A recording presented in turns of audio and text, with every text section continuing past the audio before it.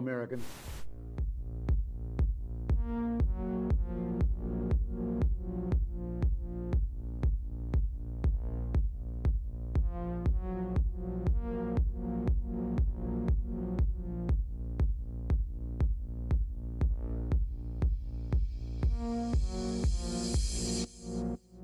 You might be wondering, why in the world is there a 30-minute countdown before the show starts? Well, we actually start live every day at 4 p.m. Eastern time, so this whole 30-minute countdown is a chance for YouTube and Rumble to send out their alerts and notifications, so we encourage you to gather up and hang out with everyone in the chat room. So every day at 4 p.m. Eastern time is when we do this show live. You can join us for the countdown if you like, or just set your clock and reminder that at 4 p.m. Eastern is when we go live. You can also make sure you subscribe and turn on that bell notification, so hopefully you will get a notification.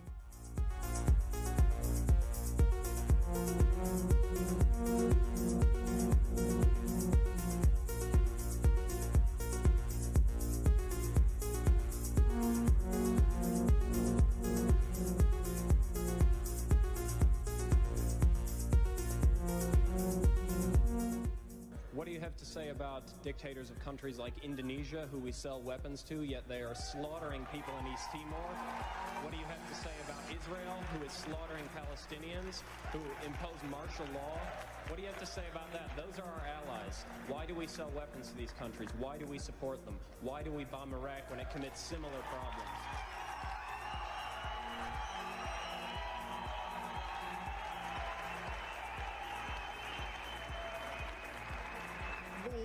There are various examples of things that are not right in this world, and the United States is trying.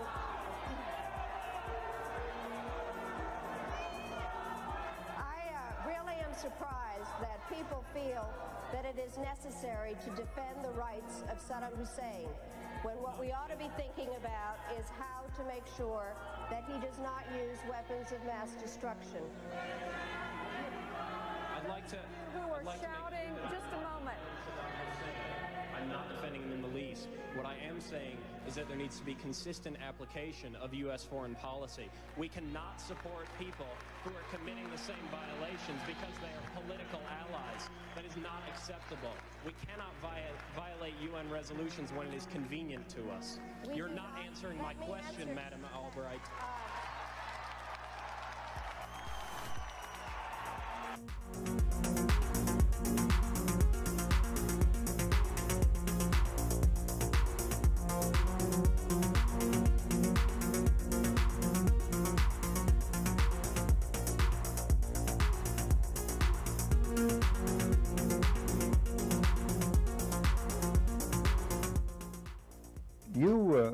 You briefed the press, did you not, when you were there?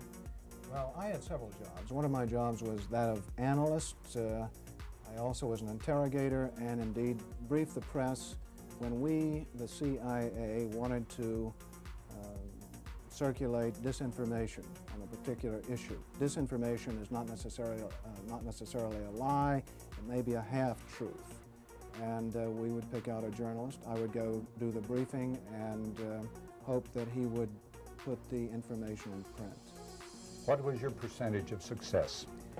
We were pretty successful in planning information of a rather rarefied nature. For instance, if we wanted to get across to the American public that the North Vietnamese were building up their force structure in South Vietnam, I would go to a journalist and advise him that in the past 6 months, X number of North Vietnamese forces had come down the Ho Chi Minh Trail system through southern Laos. Now, there is no way a journalist can check that information. That's data derived from radio intercepts, spy in the sky photography. So either he goes with the information or he doesn't, and ordinarily or usually the journalist would go with it because it looked like some kind of exclusive. Go after these gentlemen. I would be directed to cultivate them, to spend time with them at the Caravel Hotel or the Continental Hotel, to socialize with them, and slowly but surely to try to gain their confidence by dolloping out valid information which was true. And then I would drop into a conversation the data that we wanted to get across which might not be true. One piece of data, for instance, that we managed to plant in the New Yorker magazine had to do with a supposed North Vietnamese effort in 1973 to develop airfields along the border of South Vietnam. The reason we wanted to plant this information was that we were trying to persuade the U.S. Congress that Saigon should continue to get a great deal of aid, and that the North Vietnamese were the chief violators of the ceasefire accord. That was printed in the New Yorker magazine under the byline of Robert Chaplin, as indeed was a great deal of such information which we tried to circulate. Frank, a two-part question. What were the objectives of or what was the objective of the CIA? What about the moral implications of what you were doing in feeding this information? Did the objective override the moral implications, moral problems? Well, the objective of the agency in general is to generate intelligence and get it back to Washington, to get at the truth and make sure the policymakers understand it. When you plant disinformation, you are diverging from that objective, and I think probably in retrospect it was very counterproductive. I am, as an ex-CIA agent, opposed to the disinformation activities in which I was involved. I admit that I was involved, and I think it served no useful purpose. Propagandizing the American public or Congress is not the CIA's job. As to the morality of what the CIA was doing or that particular activity, the war was a very relative thing. It was a relativist environment, and morality seldom came into play when you were operating in the field. In my estimation, a CIA man should be amoral. That may sound pretty shocking to somebody, but what if my morality were that of a Nazi or agent, if you will? You wouldn't want me to be your intelligence officer. Keep the morals out of intelligence. Keep the truth in, and stay away from disinformation.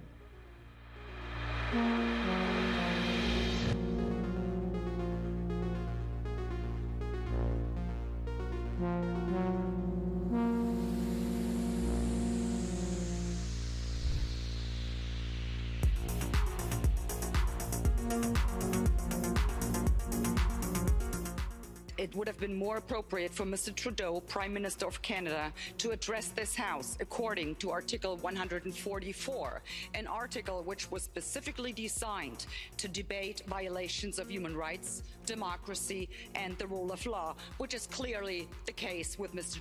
Trudeau. Then again, a Prime Minister who openly admires the Chinese basic dictatorship, who tramples on fundamental rights by persecuting and criminalizing his own citizens as terrorists just because they dared to stand up to his perverted concept of democracy, should not be allowed to speak in this House at all. Mr. Trudeau, you are a disgrace for any democracy. Please spare us your presence. Thank you.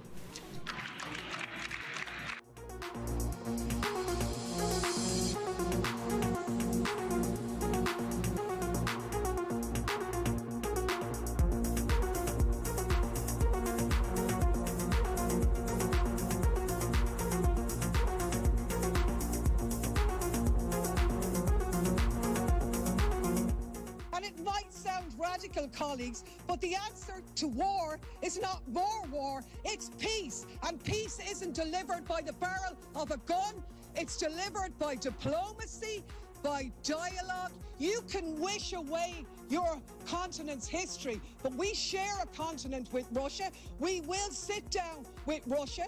There will be a negotiated peace, and this organization should be promoting it earlier rather than delaying it and making sure that more Ukrainians die. Your feigning of sympathy rings hollow. It makes me sick, to be honest with you.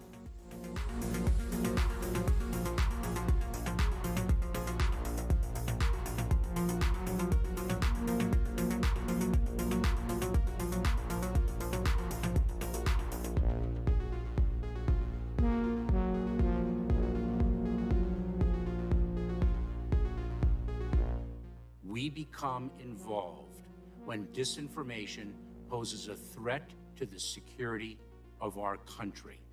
It is when there's a connectivity to a threat to our country. It could be a threat, a connectivity to violence. And what this working group does,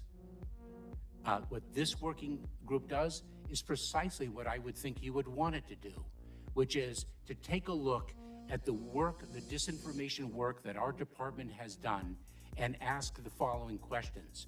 Do we have policies? Do we have guardrails? Do we have standards? But here's the problem. Ensure, We can't even agree. We can't even agree what disinformation is. You can't even agree that it was disinformation, that the Russians fed information to the Steele dossiers. You can't agree to that. How are we ever going to come to an agreement on what is disinformation so you can police it on social media? Senator, I have 2 points, if I may finish.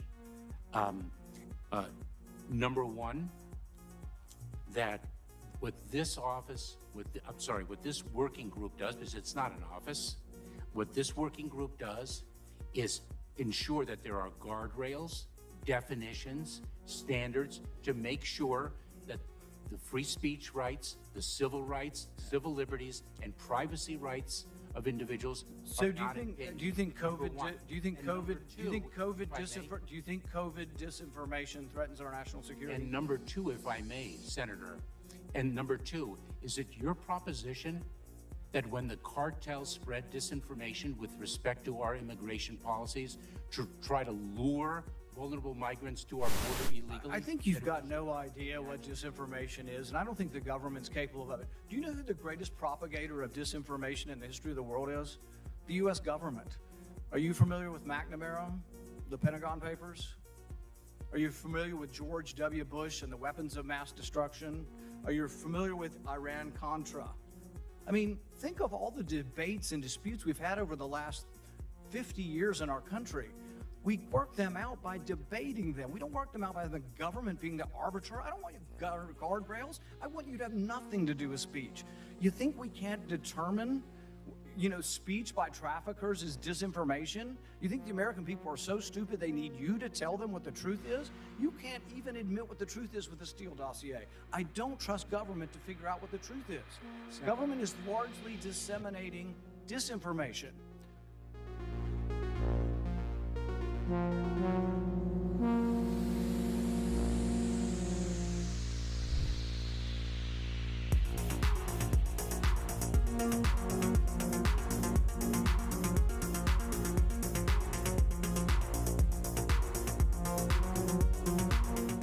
Hey everyone, just as a reminder, our show starts at 4 p.m. Eastern Time, just a few minutes from now, but I should remind you that we have a daily newsletter. It's totally free. Natalie and I work very hard on it every morning over our cup of coffee, putting the stories together that we think are important that the mainstream media is going to ignore. All you need to do is go to our website. It's just redacted.inc. Put in your email address. We won't ever sell your email to anybody. And then you'll receive a welcome email. And all you need to do is verify that email, and 7 a.m. Eastern Time is when we send out our daily newsletter. And it's about 5 or 10 minutes in length that you can read it over your cup of coffee. And like I said, we cover 4 or 5 of the big stories of the day, plus a couple of things you might have missed while you were sleeping. We try to have some fun with it, add a little humor into it. And again, it's a great way to start off your morning. But it's also a great way for us to stay connected with you as well, because we've been banned and blocked on some of these platforms before, where we haven't been allowed to post anything, not even a community post. So the only way for us to stay connected with you is through our newsletter. We were able to send out a newsletter and say, hey everyone, we're blocked for the next week, and let you know what was actually going on with our show. Anyway, go to redacted.inc and sign up for the free newsletter, and it'll be posted first thing in the morning over your cup of coffee.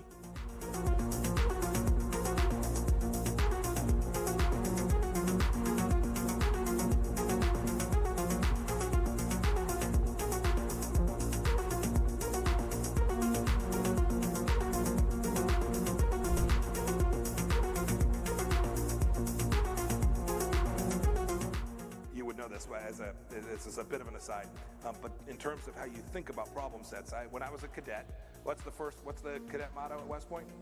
You will not lie, cheat, or steal, or tolerate those who do. I was the CI director. We lied, we cheated, we stole. It's like we had entire We had entire training courses.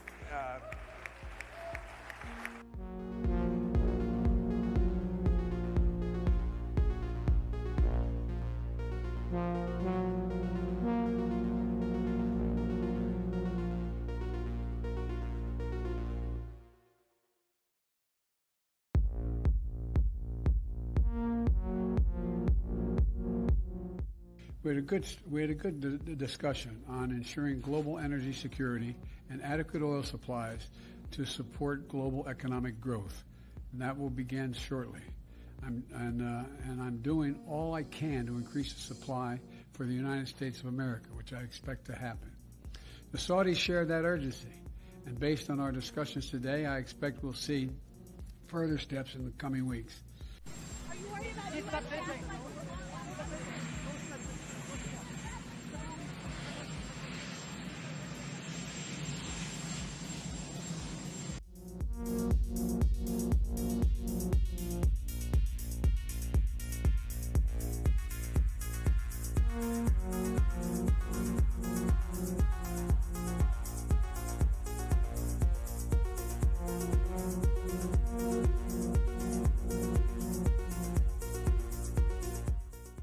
One of the hopeful things that I've discovered is that nearly every war that has started in the past 50 years has been a result of media lies. The media could have stopped it if they had searched deep enough. If they hadn't reprinted government propaganda, they could have stopped it. But what does that mean? Well, that means basically populations don't like wars. And populations have to be fooled into wars. Populations don't willingly and with open eyes go into a war. So if we have a good media environment, then we'll also have a peaceful environment.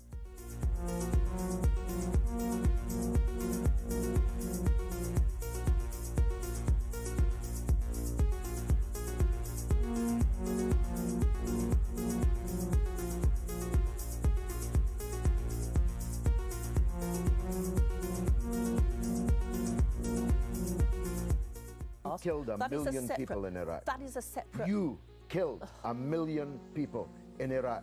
It's incredible that you have the brass neck to be sitting here now urging another Iraq war. George, after if what I was you've already still in done. Parliament, I...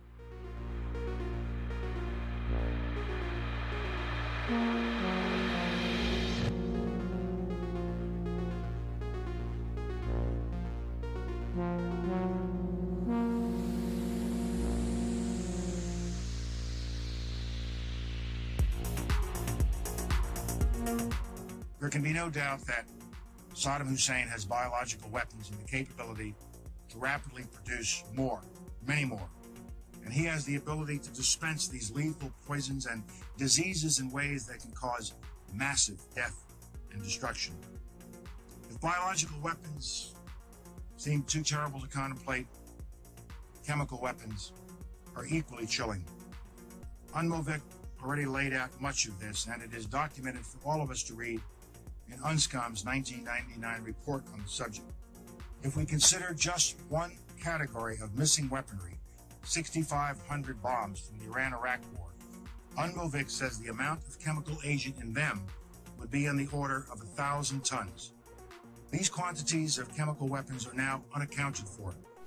Dr. Blick says, quipped that, quote, mustard gas is not marmalade. You are supposed to know what you did with it. We believe Saddam Hussein knows what he did with it, and he has not come clean to the international community. We have evidence these weapons existed. What we don't have is evidence from Iraq that they have been destroyed or where they are. That is what we are still waiting for.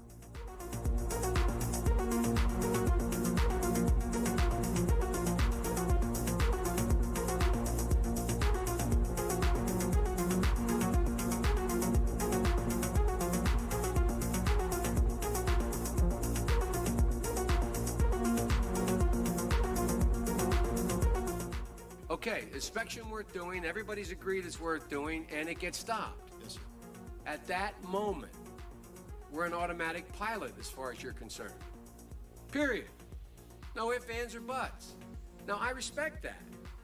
But now, it seems to me the Secretary of State might have a slightly different problem. Secretary of State might be sitting there and saying, now look over there on that side. Now, I remember so-and-so and so-and-so and so-and-so, and the 12 people on this side, they're all the ones that said they didn't want to use force. Now, I'm going to have to go tell the president now that we should, or Secretary Cohen, unleash whatever it takes to get it done.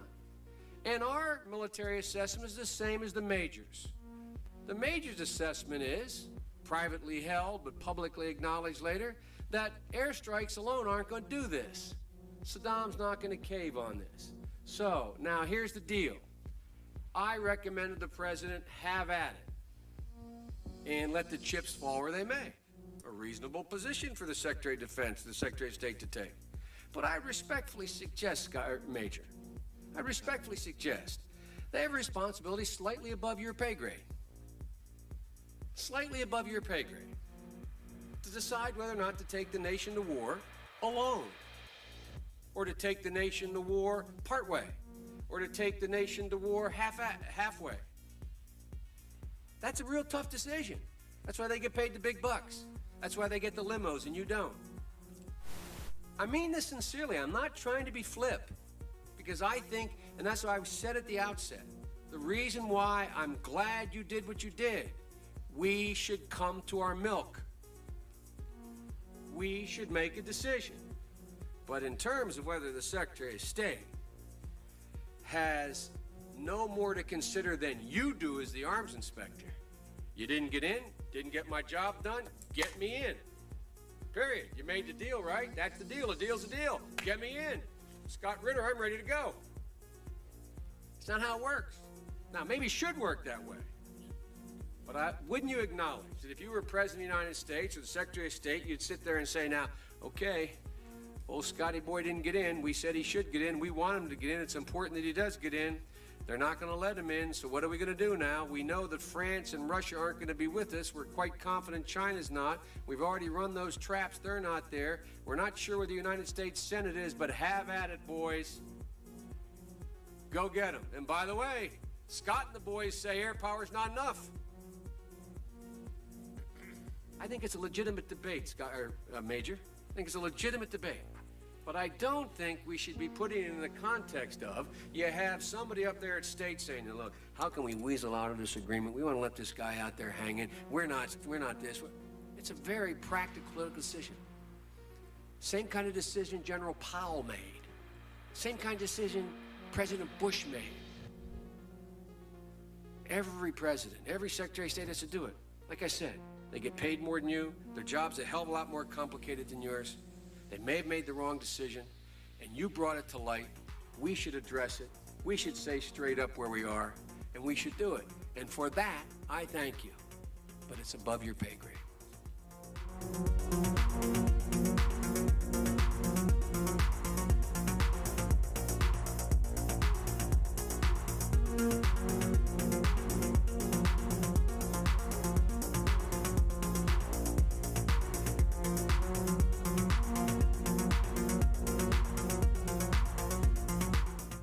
About 10 days after 9/11, I went through the Pentagon, and one of the generals called me, and he said, "Sir, you got to come in and talk to me a sec." He says, "We've made the decision. We're going to war with Iraq." I said, "We're going to war with Iraq? Why?" He said, "I don't know." He said, "I guess they don't know what else to do." He said, "I guess it's like we don't know what to do about terrorists, but we got a good military and we can take down governments." And he said, "I guess if the only tool you have is a hammer, every problem has to look like a nail." So I came back to see him a few weeks later, and by that time we were bombing in Afghanistan. I said, "Are we still going to war with Iraq?" And he said, "Oh, it's worse than that." He reached over on his desk, he picked up a piece of paper. He said, "I just got this down from upstairs," meaning the Secretary of Defense office today, and he said, "This is a memo that describes how we're going to take out 7 countries in 5 years, starting with Iraq and then Syria, Lebanon, Libya, Somalia, Sudan, and finishing off Iran."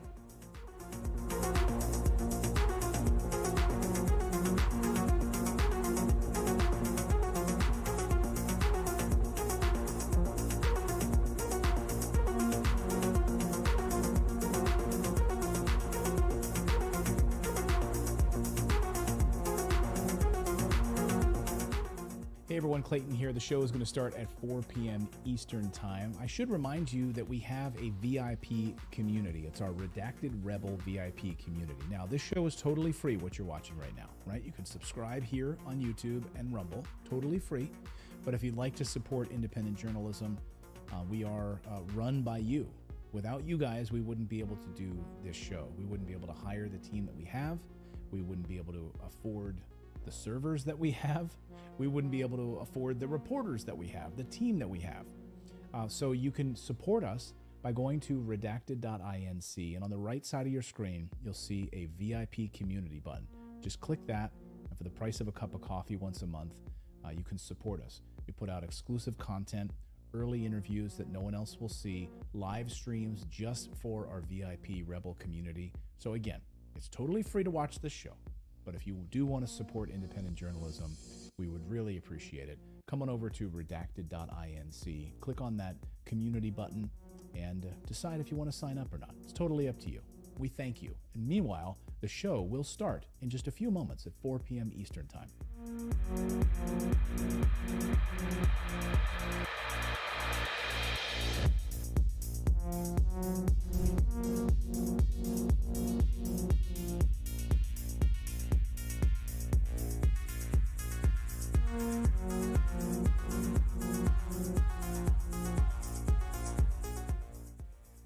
Whatever our hopes may be for the future, for reducing this threat or living with it, there is no escaping either the gravity or the totality of its challenge to our survival and to our security. A challenge that confronts us in unaccustomed ways in every sphere of human activity. This deadly challenge imposes upon our society two requirements of direct concern, both to the press and to the President. Two requirements that may seem almost contradictory in tone, but which must be reconciled and fulfilled if we are to meet this national peril. I refer first to the need for far greater public information, and second, to the need for far greater official secrecy. The very word secrecy is repugnant in a free and open society, and we are, as a people, inherently and historically opposed to secret societies, to secret oaths, and to secret proceedings. We decided long ago that the dangers of excessive and unwarranted concealment of pertinent facts far outweighed the dangers which are cited to justify it. Even today, there is little value in opposing the threat of a closed society by imitating its arbitrary restrictions. Even today, there is little value in ensuring the survival of our nation if our traditions do not survive with it. And there is very grave danger that an announced need for increased security will be seized upon by those anxious to expand its meaning to the very limits of official censorship and concealment. That I do not intend to permit to the extent that it's in my control. And no official of my administration, whether his rank is high or low, civilian or military, should interpret my words here tonight as an excuse to censor the news, to stifle dissent, to cover up our mistakes, or to withhold from the press and the public the facts they deserve to know.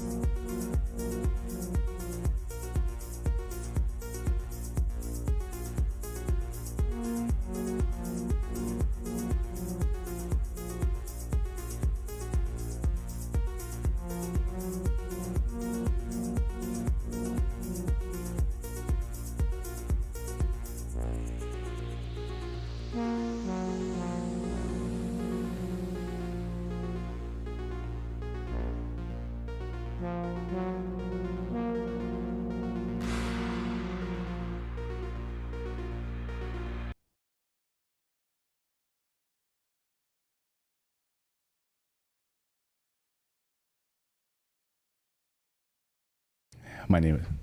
Hang on. The SRT didn't... There we go. Welcome, everybody, to Redacted on this Tuesday.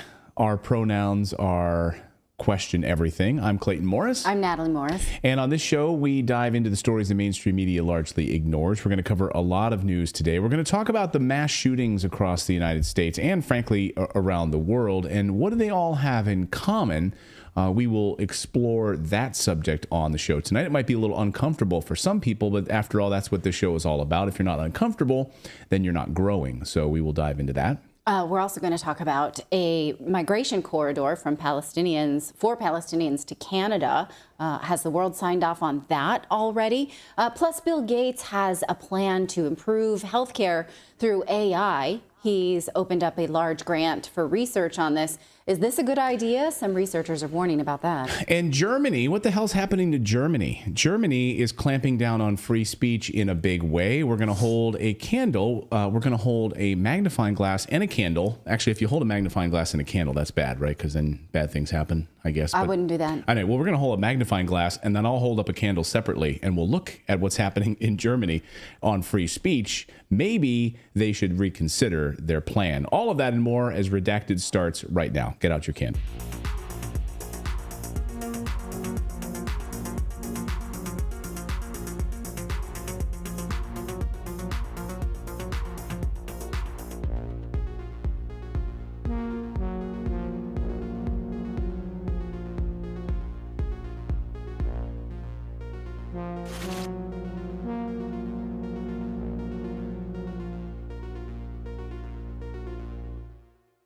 Welcome, everybody, to the big show on this Tuesday. So glad to see all of you tonight, and hope you're letting us know where you're joining us from around the world. If you subscribe to the show, your name will pop up here on the big screen.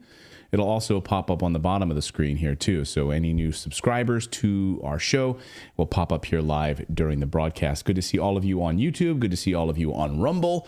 And all of you on Twitter as well. Good to see all of you guys tonight. Thank you so much for joining us. Remember that this is a free show, so we appreciate your support by liking and subscribing and telling your friends about it. We also have a free newsletter that goes along with it. When I say free, I mean free. We do not upsell you. We don't ask you to join the newsletter and then buy into anything else. It's totally free. So head to redacted.inc, put in your email address, and you will get an authentication email. You just click that. And then every day that this this show comes out, you will get the Redacted newsletter. It's a great way to study up on what we're going to talk about in the show later. We also have other bits of news that we don't have time to talk about. Plus, it's a great way to keep track of all links to original sources so that you can read for yourself what we're saying, because we absolutely don't require that you come here and agree with us, or there's no requirement to take our same take on these stories. We appreciate a diversity of thought. We are respectful and diverse here of opinion. So please do subscribe to the Redacted newsletter. Again, you just get it. It's just free. It's not something that you subscribe to and then we later ask you to buy more things. That's it. So please do subscribe. It makes a big difference. Yeah, and I'd like to see all of our new folks here in the chat rooms. Good, say hello. Lou Flores is from SoCal. Good to see you. Let's see John Brown in Edmonton, Alberta, Canada. Jen Channing in New Zealand. Ibrahim Pasha in Egypt. Egypt tried to send some aid today through the Rafah border crossing into Gaza. It was just a giant truck filled with bottled water, and Israel struck that truck. So all of those bottles of water are now, scattered across the ground, and a lot of them blown up. So that was unfortunate, but thank you, Egypt, for what you're doing there. Let's see. Michigan City, Indiana. His overlord upon high, says Michigan City, Indiana. And John Houck says, yes, they are husband and wife. Yes, we are husband and wife. We are not brother and sister. Nope. No. All right, let's get to the news, shall we? Well, we've seen a number of high-profile mass shootings in the United States over the past few years. Can you tell me, though, what they all have in common? And I mean all of them. And the I got this. Okay. And the mainstream media has ignored this, which is not a surprise. They've ignored the link here. Can you guys tell me what all of these shooters have in common? No. It's not Thoughts the color. and prayers. No. It's not the color of their skin. It's not the color of their skin. No, it's not guns. Toxic masculinity. No, there have been white. So it's not the color of their skin. There have been white mass shooters, Asian mass shooters, black mass shooters. So it's not the color of their skin. It's not guns. It's not toxic masculinity. If you give up, all of the shooters were using antidepressant drugs. All of them. SSRIs. So why are these drugs still allowed? Why aren't they immediately banned and pulled from pharmacies? Why are doctors still prescribing them? Wouldn't it have anything to do, of course, with the biopharmaceutical complex, would it? The tens of billions of dollars that would be at risk if we actually expose this connection? Gun control advocates, of course, always jump all over these shootings to blame guns and gun manufacturers. We know that. They try to sue gun companies immediately. Politicians use these mass shooting events to curry favor with donors. We see that all the time, right? They fundraise off of this stuff. You get the emails, right? If you subscribe to any of these people, you get the emails. Another mass shooting. Send me campaign donations. And the cycle continues. But no one in Congress has addressed the real cause of these mass shootings, antidepressant drugs. Hopefully now they will, if we sound a loud enough alarm. A couple of people have been doing that. Our friend Dr. Pierre Corey, who's been a guest here on the show and friend of the show, points out that the FDA has been aware of these connections for years and has covered it up on purpose to protect Big Pharma. As the Midwest Doctor explains in his great Substack, I encourage all of you to subscribe. Midwest Doctor says this: let's look at these drugs more closely. And let me say this up front. A minority of people have a lack of methyl. See, let me just read this from. Once the first SSRI entered the market in 1988, Prozac quickly distinguished itself as a particularly dangerous medication. And after 9 years, the FDA had received 39,000 adverse events reports for Prozac, a number far greater than any other drug. This included hundreds of suicides, atrocious violent crimes, hostility and aggression, psychosis, confusion, distorted thinking, convulsions, amnesia, brain zaps. Yeah, brain zaps. Who knew that was a thing? A feeling that your brain no longer works right. Sexual dysfunction. Yeah, because that'll help depression when you're sexually dysfunctional. That's great. That's unbelievable. And it's unbelievable thing. And as David, we've talked about this here on the show before about these adverse events reporting systems, right? Which is very few of them are actually cataloged, right? Right. Well, yeah, because it's like for a doctor to have to, like, it's not set up so that like, I couldn't go in there and really fill out a form. And so doctors have to do it. And it's about a 45-minute to an hour-long process if they have everything that they need right then and there. So estimates are that 1 to 2% of everything is all that ever gets reported. So those numbers are never accurate. Right. So it's unbelievable. Think about the fraction of these things that are never reported. Who thinks, like, after their son, commits suicide, let me call the adverse events reporting hotline. Well, right? Yes, that's because only the pharmaceutical companies themselves are required to fill out adverse events for any pharmaceutical, be it vaccines or otherwise. And the manufacturers don't really track it. They send it out into doctors' offices and then they're like, good. They do not encourage doctors or any hospitals to report adverse events. So when this happens, doctors either take time out of their day to report these things, knowing that it will go into a black hole because many of them are never investigated. There just is no mandatory reporting for a pharmaceutical drug once it's on the market for a reason. Now, when you contrast that to mandatory reporting for infectious diseases such as COVID or other things like monkeypox, that absolutely is required of healthcare providers. Why wouldn't the government want adverse events from pharmaceuticals? Mm-hmm. Yeah, it's a great point. And also, like, if you're generally, like, with the vaccines, the mRNAs, you had to fight the doctor to even agree that it possibly was that. So they'd be like, no, we're not putting it into the VAERS because this came from this or this came from that. So it's like a lot of times the doctors themselves are on the dole and they don't want to go in and try to find what's actually happening, which, would be filling out VAERS and saying, okay, like doing the research and be like, oh, it did come from this, but they don't seem to care. Right. As someone points out in the chat, Alex Jones has been a gatekeeper on this. He pointed out these connections 15 years ago. Of course, he was vilified for it. We're going to show you more people that were vilified for talking about it in here a second. Thank you for your chat there. Well, and also really quick, I just want to also say, like, we see them talking about, like, going to war in Mexico. Like Lindsey Graham has been talking about that, some other senators and things. And it's over fentanyl. And they're like, the drug cartels are bringing in this fentanyl, but it's like, who does that lead back to? Who's making the fentanyl? It's not the cartels, it's the pharmaceutical industries. They're the ones making this stuff. They know what it's doing to people, so why do they still make it? Right, and how does Congress allow it? So let's look a little bit more closely at these drugs. Thank you, Dr. Demi, for your $20 super chat. So let's look at these drugs more closely. And let me say this up front. A minority people have a lack of methylation or serotonin in their brains. And it was thought up until recently that the lack of serotonin leads to depression and that taking SSRIs helps to balance out this lack of brain chemical. But a vast majority of people don't have a deficit of this chemical in their brains. And furthermore, new research now shows this lack of serotonin has nothing to do with depression at all. The very thing these drugs are meant to address. More on that part of it in a second. So why are these things even allowed to be prescribed for that anymore now that we have the research, a voluminous amount of research on it? But many people use this chemical imbalance argument and they don't even know what they're talking about. And that's the problem. So in many ways, it's like saying that all fat people have glandular problems, right? Remember when we would hear that, when the truth is that very few people have a glandular condition that caused them to become fat. Most fat people are fat because they overeat highly processed seed oil-based carbohydrates. Turns out if you eat cereal and pasta and bread as a staple of your diet, you get fat. It's not glandular. So again, very few people have a lack of methylation. And new research shows that a lack of it doesn't even lead to depression.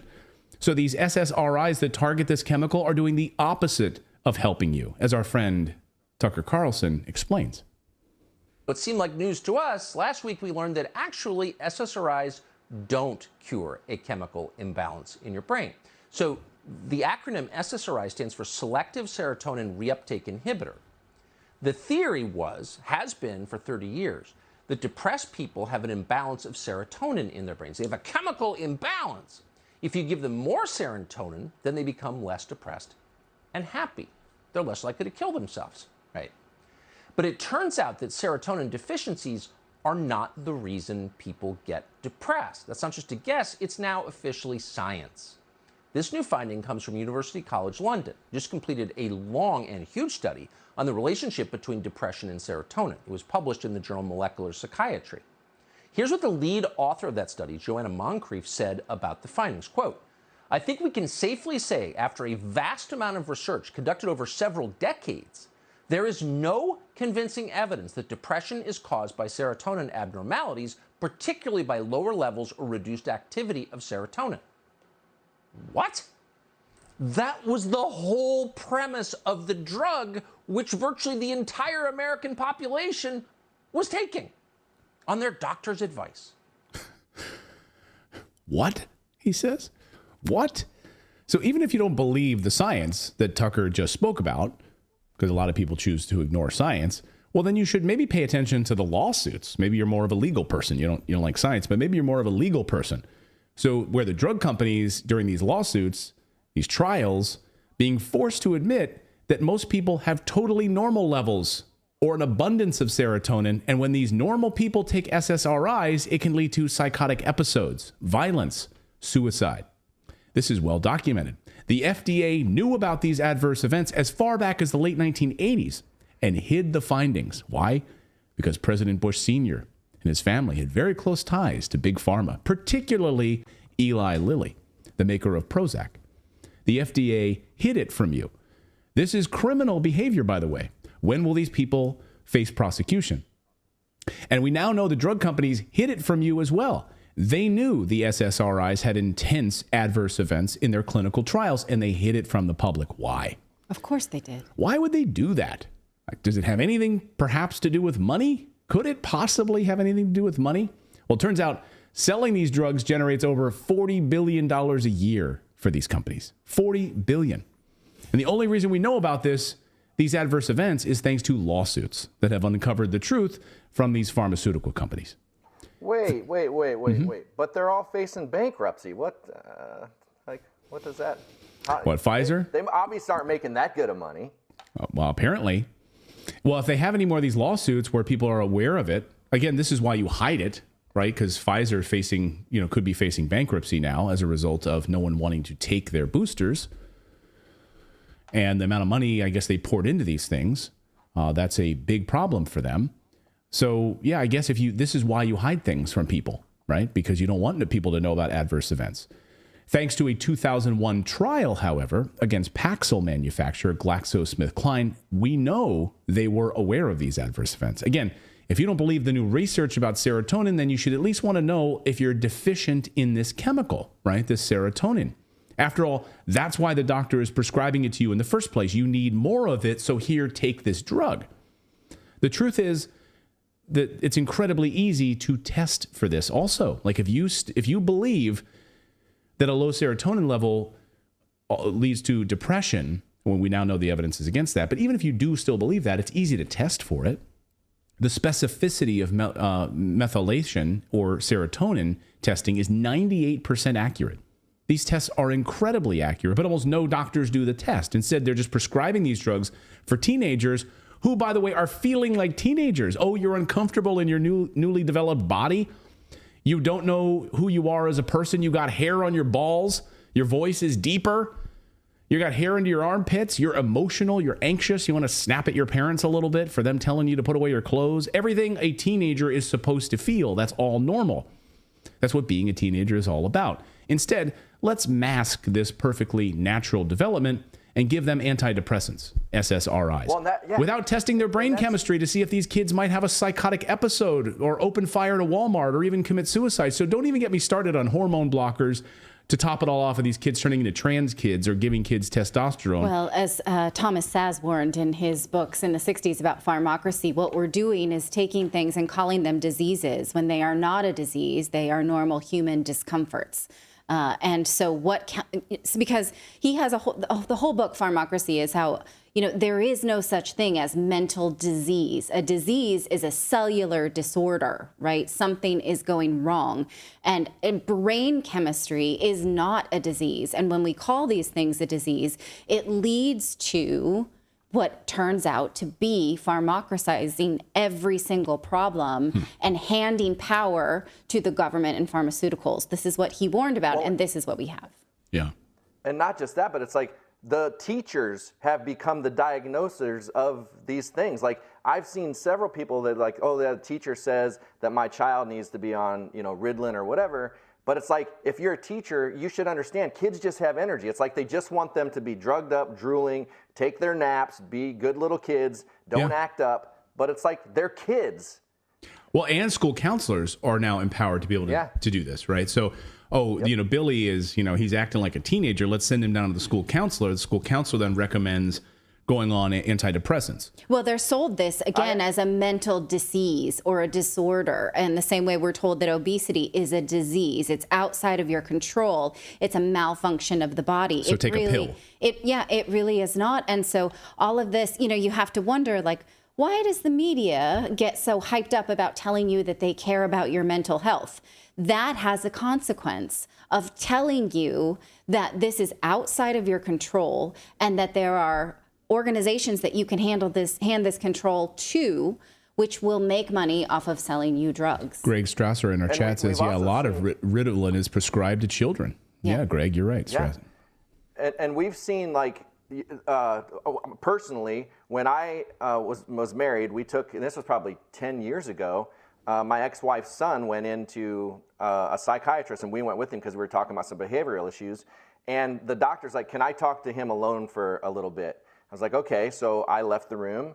And then not even 5 minutes later, he came out and asked us back in and said he was going to put him on Prozac. And I was like, you gathered that in 5 minutes? And so we've seen Dope Sick.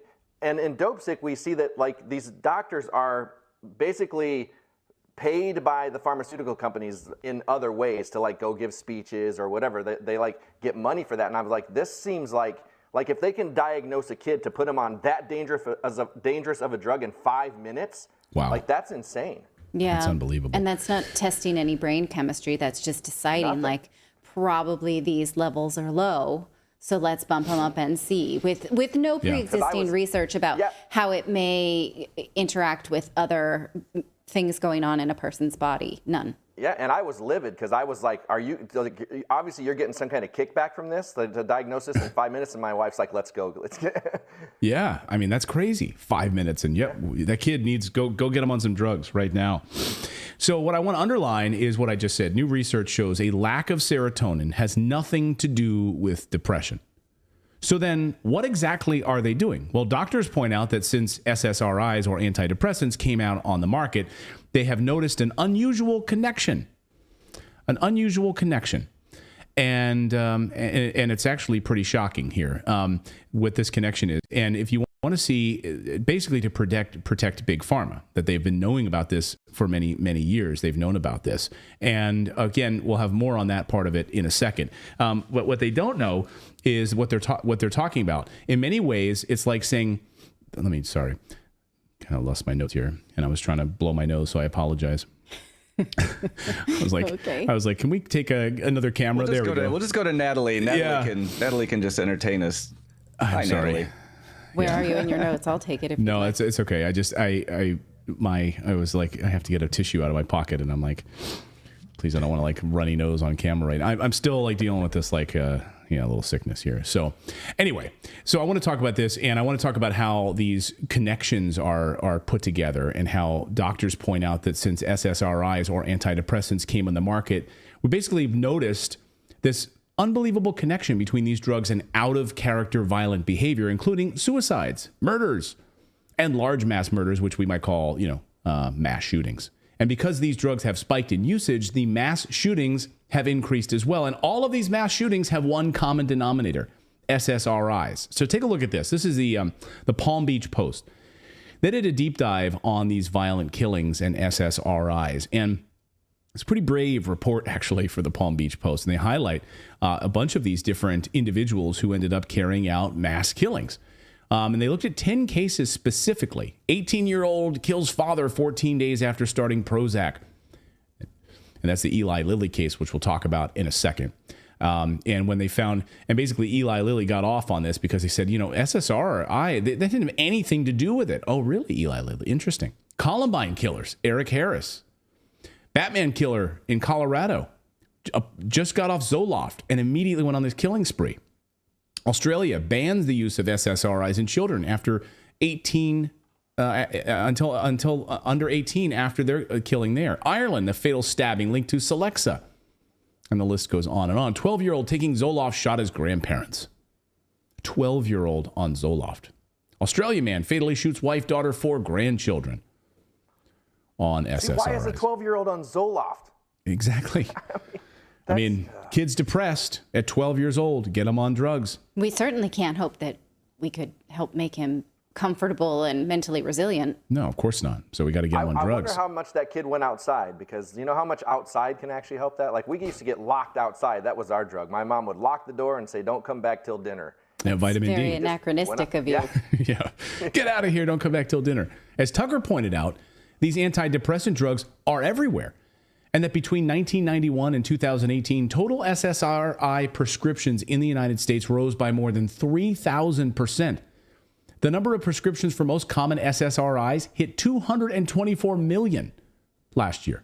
224 million prescriptions in a country of 330 million people, according to the most recent census. So if you just wrap your head around that for a second, chances are just about everyone you know is using an SSRI. How many of you watching right now are using antidepressants? Or I'm just going to look at the chat here. Or just let us know how many of you are using antidepressants, or how many people do you do you know are using antidepressants? Let us know in the chat. You don't have to be shy about it. We're not going to call you out about it. No shame if you are. Yeah, no shame. Yeah, there's no shame at all. Yeah, and I think that, when I think about the conversation about antidepressants with people that I know that are in the medical field, it is baseline care. It's not like, can we get you to a point where you don't have this? It's like, let's start you here and then see if we can work you off, without much research on how to work someone off of that, how it counteracts with other drugs. There's just, it's used, again, a lot like these transgender hormones, kind of like a Clinique counter. It's like, oh, should we turn that shade of foundation up or down? Let's see how you're feeling, right? It's very imprecise science. So nearly... back when my kid... Sorry, really quick. When my son went on those things, like against my wishes, his mom put him on him, and then he couldn't sleep because of Ritalin. So then they're like, well, then we gave him like clonidine or something like that to sleep. And they were like, because it messed with his memory. They're like, if he takes 2 of those, it could kill him. So it's like, you're giving a 14-year-old kid these drugs and expecting them to remember not to take too much. But it's like they keep adding on, like, oh, so you've got this. Well, let's counter that with this. And then by the end of it, you're on this whole smorgasbord of drugs to handle your depression, which makes it much worse in many cases. And of course, that happened. Yeah, go ahead. Go ahead. No, I was going to point out that. So, go ahead. Oh, there's a delay. So this happened to me when I was in middle school. They started me on Ritalin for ADHD, and then because of the effects of that, then I was taking lithium, and then I ended up taking Depakote because of the 2 of those. And Depakote is an antipsychotic, and so all this when I was in middle school. And so when I was 18, I had enlisted. I was in delayed enlistment into the Army in the EOD program. So I'd got my spot there. I'd already been through like the MEPS and everything. And at the last minute, I couldn't get security clearance because I had taken an antipsychotic. And so because of that, like I ended up not having that military career. Basically, at that point, the only thing available was infantry, which I wasn't particularly interested in at the time. Wow. So that like just all of that just because of the drug cocktail that they put me through. That in the end, it was really just because I think about more than one thing at a time, and they didn't like that.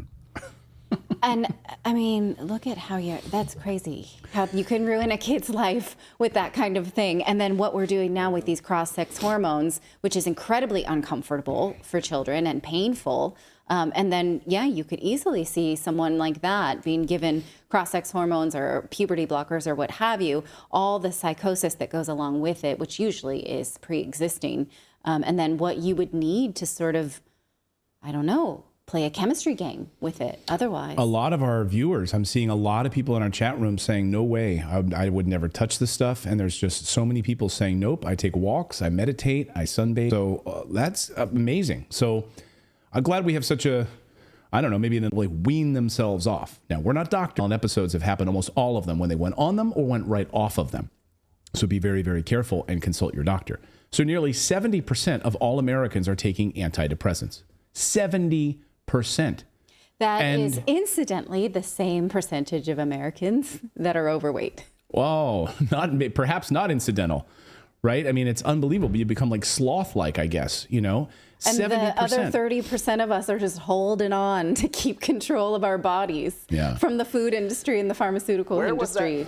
Oh my gosh, you Where guys. was the 30% in the movie WALL-E? We never saw the 30%. Well, they maybe robots. stayed on Earth. So I'm just going to say the robots. So nearly 70% of all Americans are taking antidepressants, and suicide rates have jumped 35%. I'm sure there's no connection at all, but oh, wait a second. Drug makers are being forced to admit the truth. Eli Lilly, for example, hid documents during a 1996 murder trial. Those documents proved that they knew Prozac creates an increased risk of suicide and violent behavior for those who take the drug. That was the murder trial for Kurt Danish. Here's Kurt Danish. Here he was, 18 years old. He was 18 years old. He was given Prozac, and 17 days later, he shot his father, killed him, the person he loved the most in the world. Jeez. And he said he had no memory of the shooting at all. Then he went to prison for it. Yeah, he went to prison for it. And it was a 60-year prison sentence. It was a 22 to 60-year prison sentence based on whatever kind of behavior he had. Well, 26 years later, he's out of prison now, and he's on a mission to stop the use of these drugs. Here's what he looks like today. So he's out of prison now, and he'll be under probation till he's 78 years old for this, and living with a lifetime of trauma for what he did to his father. During the 1996 court case, Eli Lilly lied in court and claimed that Prozac would not have caused this aggressive behavior at all. And then he was convicted and went to prison for it. But they were lying, because documents then were revealed in 2004 showing Lilly had concealed data from 1988 showing that Prozac, in fact, did cause violence and suicide. So here is Kurt explaining now how if you're planning on taking these drugs, you should at least test yourself first. Watch. Hi, my name is Kurt Danish. In July 2020, I was released from prison after serving 24 years for third-degree murder. In 1996, at the age of 18, I shot and killed my father while having a violent reaction to Prozac. I had taken the drug for 2 weeks when I stopped it cold turkey. In 2008, DNA testing confirmed that I am a poor metabolizer of Prozac. I was shocked to learn that hidden in the warning of the drug is the fact that 7% of the population suffer from a liver enzyme deficiency that increases the risk of suffering adverse effects from antidepressants, including violence. A simple DNA swab test can reveal whether you too are a poor metabolizer. I encourage everyone who considers taking one of these drugs to get tested before they take any antidepressants. If your doctor isn't aware of the test, educate them yourself. Nothing will bring my dad back or erase the guilt, remorse, and memories I live with every day. But it is my hope that my experience can be used to prevent future tragedy. Don't take my word for it. Do your own research. The risk is real. So actor Tom Cruise, you'll recall, spoke out about these antidepressants with sexual predator Matt Lauer on the Today Show. And Tom Cruise was destroyed over this interview. Boy, did they come after him. Big Pharma really put the hurt on Tom Cruise after this interview. Watch. Here we are today, where I talk out against drugs and psychiatric abuses of electric shocking people, okay, against their will, of drugging children with them not knowing the effects of these drugs. Do you know what Adderall is? Do you know Ritalin? Do you know now that Ritalin is a street drug? Do you understand that? Aren't there examples, and might not Brooke Shields be an example of someone who benefited from one of those drugs? All it does is mask the problem, Matt. And if you understand the history of it, it masks the problem. That's what it does. That's all it does. You're not getting to the reason why. There is no such thing as a chemical imbalance. Drugs aren't the answer. That these drugs are very dangerous. They're mind-altering, antipsychotic drugs. And there are ways of doing it without that so that we don't end up in a brave new world. Do you guys remember that interview? He was vilified for that at the time. I mean, I was almost going to bring that up earlier. I didn't see it was on the rundown. Yeah. You're really, I was comfortable thinking that Tom Cruise was crazy up until now. I mean, they really painted him as crazy. Yeah. Like, can you believe this? He's talking against drugs. Okay. The attacks on You're really Tom. busting my preconceived notions here. Well, the attacks on Tom Cruise. Still got the Scientology thing though, so. Right. Yeah. So the attacks on Tom Cruise were brutal after that interview, but he was right. He was simply saying that these drug companies are massively marketing to parents to give their kids antidepressants. Suicides up 35% since that interview. Again, 2004, it was revealed that Eli Lilly was lying in court. They knew these drugs caused suicide, violence. In 2005, there's now, because of that, I guess in 2005 now, there's a warning label that must accompany these drugs. And it warns users to call 911 immediately if they begin to, quote, act aggressively, or if they become angry or violent, and or acting on dangerous impulses, end quote. That's on the bottle now. Would you give that to your kids? Well, a lot of people would, because if they're struggling or suffering and think their children are suffering, they're just looking for whatever help, and they're sold this idea that we can just change their chemistry and they will be more comfortable. Right. And so, yeah, I mean, think about like when you see daughter, pharmaceutical commercials on TV. Sorry, Philip. And they give this whole list of side effects possible side effects at the end of it. And like some of them are worse than anything that you're trying to get it to relieve. And people just like, yeah, I don't care. I'm still going to go take it because I want to relieve that one little thing. Yeah, that's true. Yeah, with my daughter, they had prescribed her an anti-anxiety medicine, and one of the side effects that were written on the bottle was suicidal ideation. And now, how are you going to take something for anxiety that's that anxiety inducing? Like, she was so terrified of taking the medication for anxiety because of that. It's like, it just, like, what? How can you prescribe somebody something that's one of the possible side effects is like actually wanting to commit suicide? It just blows my mind. I couldn't imagine giving that to my child. Yeah, your brain is not a chemistry project to just like try things out in this way, you know, and that's essentially what we're doing is experimentation. So in 2010, the FDA found that SSRI antidepressants are, quote, the most strongly and consistently implicated class of drugs associated with homicidal, physical assault, physical abuse, homicide, ideation, or violence-related syndrome. That's what the FDA found. That's according to them. So I'll ask you, when will these drugs be banned? The FDA tried to hide this from you. They now admit that these things lead to suicide, violent behavior, homicidal ideation, physical assault, physical abuse. When will these things be pulled off pharmacy shelves? When will Congress step in? Perhaps instead of fighting over gun control, which is what they do, they run to that, and they cover up and mask the real problem here. Perhaps if these drugs were administered in plastic straws, they might be banned, or plastic bags. Then maybe they'd have an advocate in Congress. They could get Greta Thunberg to come in and say, these things are in plastic, so we got to get rid of them. Environmentalists might step in. But otherwise, right now, they're still on the market. And I guess the next mass shooting will have the same conversation. Or no, we will never have this conversation. We will never have this conversation because none of the network televisions people ever want to talk about it.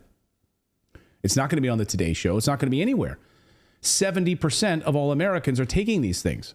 So there's a lot of money at stake.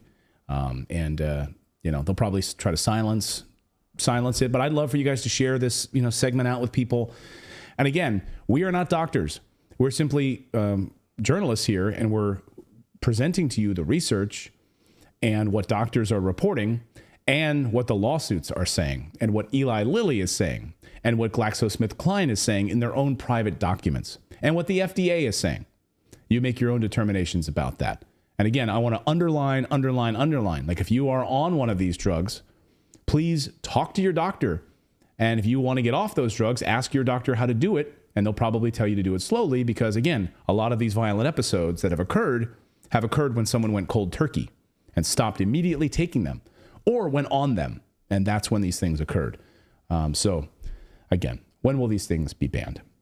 We've got more news to get to here on your Tuesday. We're going to talk about why Canada and the Trudeau government are basically teaming up with Israel to lay out a plan to bring 500,000 Palestinians to Canada. Did Canadians sign up for that? What about them staying in their homeland? That's a question, right? Why do Palestinians have to go to Canada? There is a place where they live. They have homes. I guess they can't stay there any longer. So we'll talk about Canada. But first... But first, we want to tell you about our friends over at Private Internet Access, because do you know that your internet service provider literally knows everything that you do online, and that over 30 million people have signed up for our next sponsor? You've got to check out Private Internet Access because, of course, you'd never hand your laptop or phone over to a stranger and ask them to take a look at your browsing history. Well, probably you wouldn't do that. That's a privacy invasion. And yet someone out there knows everything you do online, whether you like it or not, unless you're using a VPN. If you want to stop internet service providers and other looky-loos and ne'er-do-wells from always looking over your shoulder and profiting off your data, you need Private Internet Access, the world's most transparent VPN provider.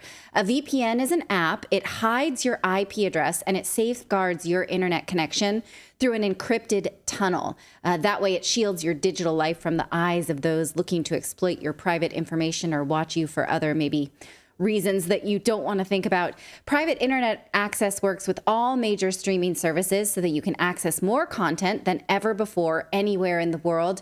It would be really hard for us to research this show without one because we need to read news from all over the world. So a lot of times we need to sort of throw our VPN into places we are not. That's a great way to use a VPN as well. So if you want to enjoy all the benefits of Private Internet Access, now's the time to subscribe.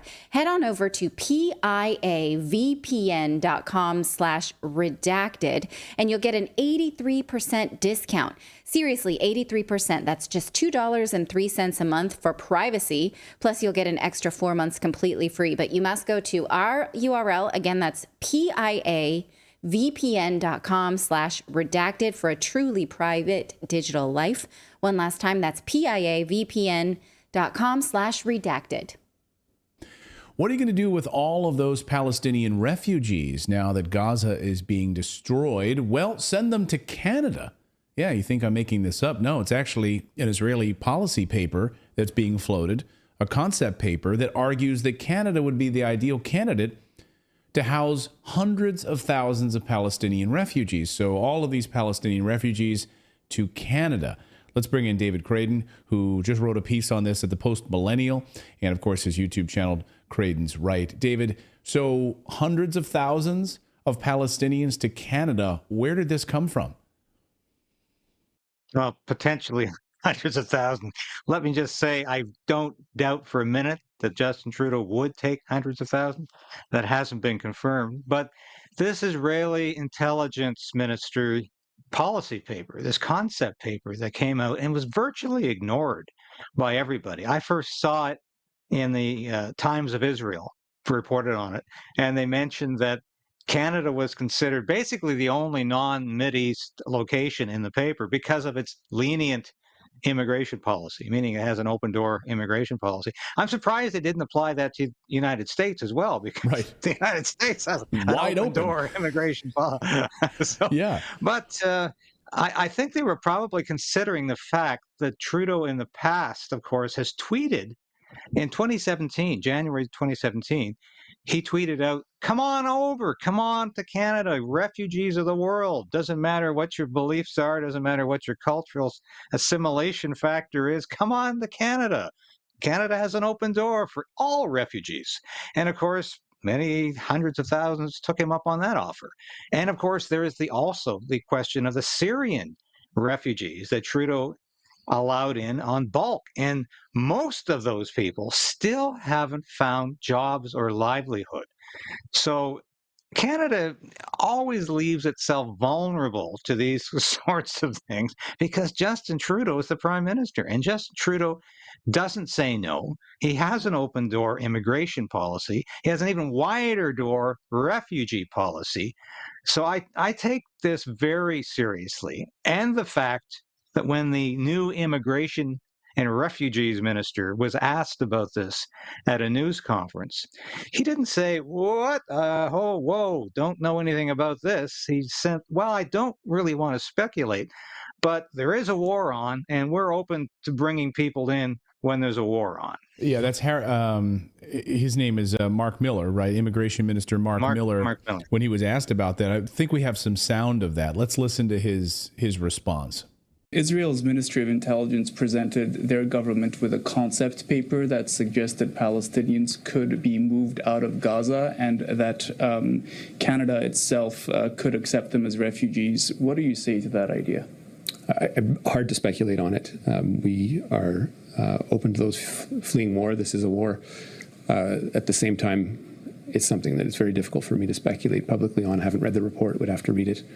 But again, the focus, as I mentioned to your colleague, is to get a humanitarian corridor open to welcome Canadians and their families out of Gaza. It is still very much a pressing concern and one that remains unfulfilled yet. So he's open to this. We're open to those fleeing war. This is a war, so we open our borders to this, to the tune of 500,000 Palestinians. I mean, what would that do potentially to the landscape of Canada right now? And again, when you have, I mean, and, you know, the big question for a lot of people is, well, how do you separate those who are doing nefarious things from those who are going to be model Canadian citizens then? The answer is you can't, and you don't know. Well, that's specifically and correctly the answer. And that's what happened last time when we brought in a lot of Syrian refugees. They weren't vetted. They were not vetted at the demarcation point, and they were not vetted when they came into Canada. And the problem, of course, is not just that we are bringing in potential terrorists. The problem is we don't have jobs or housing for them. We have a massive housing problem in Canada right now. People cannot afford to buy homes, and the average price of an apartment, a one-bedroom bachelor apartment in any Canadian city, is more than a mortgage. So where are these people going to stay? Are they going to be staying again in four-star hotels like we did the last time we had a surge in immigration, refugees at the border? Or are we going to create another tent city at the Ontario-New York border like we did the last time? But it's getting kind of cold.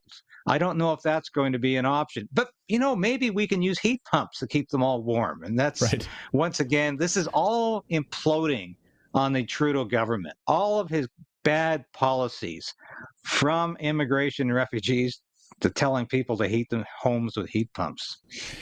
It's quite a legacy. And I have to imagine Trudeau's coziness with the Israeli government is, of course, a big piece of this. And, you know, and also part of a larger World Economic Forum plan to get rid of borders and to open up and push mass immigration into these World Economic Forum backed countries, into the United States, which is openly a part of the policy papers of the World Economic Forum, and into Canada. And as a young protege of Klaus Schwab, of course, this is easily discussed and probably a great plan for the Israelis to, you know, get rid of Gaza completely, wipe out all Palestinians who are in that area, push them out. We heard from the Heritage Minister of Israel just this weekend saying it'd be fine to send them to Ireland, to the deserts, and now to Canada. Seems like it's a perfect, it's a perfect solution. Well, one of the problems I have with this is that the Palestinian Authority has rejected the concept, has rejected the plan. So this amounts to forced resettlement of people. And we haven't really heard that term for quite a while, but it was in the vernacular of Nazi Germany. They used to talk about forced resettlement, and what they really meant, of course, was extermination and genocide. I'm not suggesting that's the plan here, but what is Israel doing?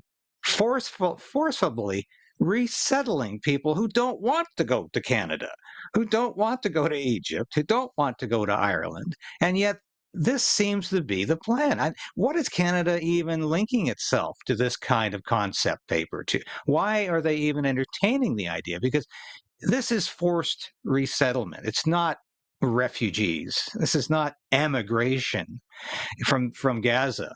Now, I think this is a tremendously difficult and problematic position to take on this. And I'm surprised nobody is even raising this as an issue. These people would be coming here against their will. I really think this is another issue that has to be considered. And Trudeau's been all over the map, by the way, on this issue. He started out extremely pro-Israel. He's moved quite a bit now. Now he's reaching out to Palestinians because he's worried about losing votes there. He's worried about looking like a bad guy. He wants to somehow be in the squishy middle in all this and appease everybody. But of course, just like every other policy he's pushing, he's losing support from all quarters, from both sides, who see him as a weak and a completely ineffective leader. And once again, the dominoes are falling on Justin Trudeau with this policy. What has immigration done to Canada? I mean, I've seen what it's done to the United States, and you certainly see what it's doing to strain resources in liberal cities. And you have mayors and you have governors now saying enough is enough. We were once sanctuary cities. We can't tolerate it anymore. Stop sending people here. We'll have to declare a state of emergency. What over the past few years under Justin Trudeau's open door policy since 2000, I think he famously sent out that statement in 2017, where he said, wherever you are, come to Canada. Like, we welcome all refugees, come here, which sounds great. Like, if we are Western countries destroying your country, right? We go into Somalia and destabilize Somalia. We go into Sudan and destabilize Sudan. We go into Nicaragua and destabilize Nicaragua. And then we wonder why Nicaraguans are coming on trains into the United States. I'm okay with that, because we've screwed up their country and we've destroyed them. And I think that that's probably a lesson in not destroying people's countries and in meddling in other people's countries. But how has it affected Canada over the past few years since he's pushed this open door policy? Well, as I mentioned, it's contributed to a tremendous unemployment and a housing problem, because these people are not necessarily equipped when they arrive here to get jobs. There's no jobs available, and there's no housing available. But even more important, I don't care what the culture or religion is of the people coming here. I do care if they want to assimilate into Canadian culture and embrace democratic values. And what the Trudeau government has done is created a ghettoization of refugees and immigrants by sending them all to the same place. They will send them all to Toronto, to Vancouver, to Calgary, to major urban centers. Leave them there. And what are they expected to do except coalesce and isolate? And this is where radicalization can potentially occur. And this is where they become disenfranchised from a society that might be able to nourish and enrich them. And contrary to that, as I said, we've created a ghettoization. We've created little ghettos of immigrants and refugees across Canada. And this is probably why we are seeing the same kinds of protests in Canada that we just saw over the weekend in Washington, D.C. And I believe these protests are being engineered and controlled by Antifa and the far left. But there are far too many people who have come to Canada and don't understand what Canada is any more than those who come to the United States don't understand what that country is all about. And they choose to isolate because they have been forced to isolate by the government. They send them all to the same enclave. And this is a very bad mistake in immigration policy. Yeah, creating mini nations within these countries. And you're absolutely right. It's forced resettlement. David Creighton, thank you so much. We'll see what the Trudeau government has to say about this policy paper going further as the Israeli incursion into Gaza continues. We'll see over the next couple of weeks what this looks like with those refugees, because they're running out of space. And of course, they're being slaughtered in the meantime. David, great to see you. Thanks as always. Thank you, Clayton. Thanks, David. And I just saw someone in the chat say, can you please clip this segment and post it ASAP? And yes, we always, we try to post each of our individual segments later on, so that if you'd like to share them out there, please, you can post them on social media. So we do the whole 90-minute show, and then we try to chop it up and post it later. So you can find those on our Rumble channel as well as YouTube. So thank you guys. And all you need to do is subscribe to the channel. If you subscribe, your name will pop up here on the big screen during the show. But also turn on the little bell notification so that when we post one of those videos, you can receive an alert, hopefully, if YouTube sends out those alerts. I don't know if they do. How many of you guys get alerts? Let me know in the chat. I know some people say, well, I sign up for the alerts or I turn on the little bell, but I never get a notification. So I don't know. I know I've told you this before, but me being who I am, I have never received a notification from Redacted going live or otherwise. And you work on the show and you have I know. Well, you know when we're going to start. Yeah. I see more Redacted than any person alive. And That's right. Unless there's people out there watching each show like 5 times, then you got me beat. But I think I got you. Because Philip will go through then and, of course, and cut them and publish them later. So anyway, so thank you for that. We've got more news to get to here on your Taco Tuesday. We're going to look at Bill Gates and what he's doing in the healthcare field. Hey, Bill Gates is getting ready for his new venture in healthcare. Are you guys all excited? Also, Germany. Yeah, Germany is clamping down on free speech. And that should come as a shock, actually a pretty big shock. One of the biggest economies in Europe leading the charge on clamping down on free speech. We'll tell you what they're doing. But first, we want to tell you about our friends over at Genucel, because Thanksgiving is 2 weeks away, which means that the best Genucel sale of the year is here just in time for the holidays. The Genucel most popular package is back for you to look stunning for your Thanksgiving gatherings. And with the brand new Genucel 3 also included in your most popular package, means you look 10, 15, maybe 20 years younger guaranteed with the best natural skincare anywhere. Sunny from Rockford, Illinois said that she'd give Genucel 5 stars because the products do exactly what they're promised and that it's working, and she recommends. We had some viewers the other night said they got Genucel and they love it. Yeah. Natalie, I don't know if you know this, just looking at Natalie, I don't know if you guys can tell this or not, but Natalie is actually 76 years old. 76 years old, and because you don't talk about a woman's age, honey. But she uses Genucel, and you can't even tell. Well, Genucel, the experience is like no other, but don't take our word for it. You'll look and feel absolutely your best or your money back, no questions asked. So go to visit.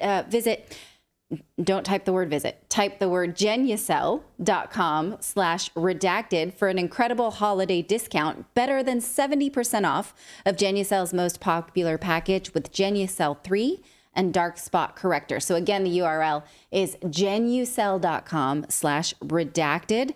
And for results in 12 hours or less, the immediate effect is included free. Again, that's Genucel.com/redacted. You also can get a free upgrade to priority shipping at checkout. That's Genucel.com/redacted. Well, Bill Gates wants to use AI, that's artificial intelligence, to revolutionize healthcare, and some researchers are warning that maybe that's not a good idea. So we're going to tell you exactly what he and the Bill and Melinda Gates Foundation intends to do with healthcare, how it might actually help them instead of poor people, and why this may not be a good idea. Now, anytime we see the words Bill Gates and helping poor people, we need to ask ourselves these questions. Okay, number one, what liberties do said poor people have to give up for this privilege of being Bill Gates' guinea pigs? That's one. What data will they be selling to him or giving up? And what is the profit possibility for Bill Gates and his enterprises? So it turns out there are worrying answers to all of these questions for this new initiative from the Bill and Melinda Gates Foundation. Let's take a look at it for ourselves. They announced earlier this year in August that they were launching a fund to use artificial intelligence for healthcare in low-income communities. Here's how they put it. They say they're going to get a group of 50 grant recipients who are developing global health and development solutions for their communities using AI-enabled large language models. We're going to talk about what that is for a second, with the goal of reducing global inequality. So they're saying this is mostly for people, and they're going to use large language models. What those are models that sort of take in and learn from us and then come up with solutions. So it's like a vacuum of human experience and human knowledge, and then it's a computer that expands on that. I don't know if that's very good analysis, but let me know if that makes sense to you. Now, here's some examples that they give of the types of things they want to research, like helping frontline healthcare workers in India, where one woman dies every 20 minutes in childbirth. Improve the management of high-risk pregnancies, tailor agricultural advice to smallholder farms in Uganda, provide teacher coaching to improve educational outcomes in Mali, give critical financial advice through a voice-to-text interface to rural women farmers and business owners in Nigeria. Okay, well, what's wrong with that? Sounds like a nice idea, right? Well, here's what researchers are warning. This comes from a group of sociologists out of the University of Vermont, Oxford, and University of Cape Town. They say that they do not like this Gates Foundation AI initiative because as much as this magic bullet can solve issues, they, as bullets, are also capable of wounding and causing harm. Now, they cite 3 main reasons that we should be worried about the Gates Foundation using LLM, this language modeling, to help poor people because of what these unintended consequences may be, and how if we're not paying attention, this will happen. Well, they love testing. Bill and Melinda Gates Foundation loves testing these things out first on poor people. They love using Africa, by the way, as a hotbed of testing. Right. So this is not a surprise at all. Yes, and it comes... Go ahead, please.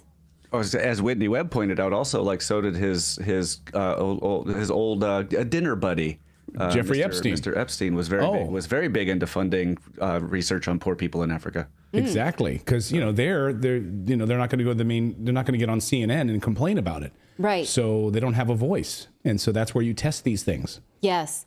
Okay, the first problem, they say, is that LLM has to learn from something. So the data that it pulls in and sucks in this vacuum is problematic in the first place, because these programs learn from humans, and we should humbly accept and admit that humans are flawed. So LLM will be flawed in the same way because it starts learning from our programs. In fact, research last year already showed that these language models replicate human biases and ethics. So if they're just sort of automated versions of us, but they already have human flaws, is that progress? And does it sort of help underserved communities if it's based on these already problematic assumptions about underserved communities, right? So if you think about this, like, what are some assumptions you make about poor people, or hygiene, sexual practices, that kind of thing that might be fundamentally flawed? Well, how is LLM supposed to know that if our understanding of it is flawed? Another worry that these researchers point out is the conflict of interest that means for healthcare providers, and how this concentrates power in the hand of companies like Microsoft. They say at the end of the day, the hard, sharp edges of capital, command, and control are in the hands of very few entities and individuals, notably including the conflictingly interested Microsoft, which has self-invested more than $10 billion in OpenAI. So another big concern is surveillance. Should the Bill Gates Foundation get access to survey poor people in exchange for improvement? They call this intrusive, manipulative, and extracted targeted sales advertisements. This surveillance apparatus will be wielded by political actors in states to control discourse on social media, conduct surveillance on citizen activity, and manipulate political opinion and voter behavior. Now, those of us with maybe, upwardly mobile lives and a voice may not go for this and say, no, thank you, don't follow me around, Bill Gates. I don't need you to know this stuff. But who's going to speak for the most vulnerable populations? Nobody.